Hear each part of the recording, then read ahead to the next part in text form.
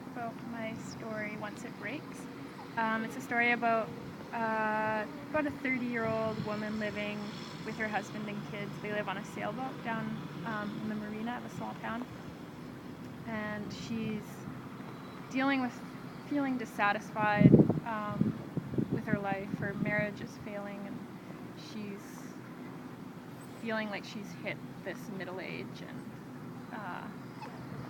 I don't know. And she's also dealing with the grief of her friend. A friend of hers has just died from cancer, and she hasn't been able to she hasn't told anybody that her friend has died, and she's kind of had this private relationship with the woman as a caretaker, and watching her die.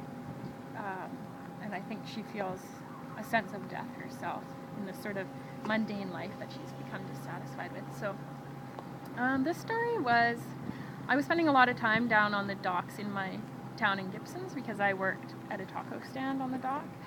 And, I grew up in this town, and I had never really experienced the dock. You just go down there to buy fish, and then you leave. There's no reason to hang out. But I was down there day in and day out, and it's such an interesting place. There are always fishermen coming in and out, and there's a few people who live on boats down there, houseboats. There's this totally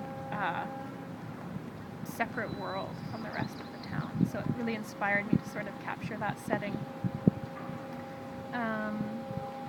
And I think the setting is important for the story because there's a real divide between sort of this marine life and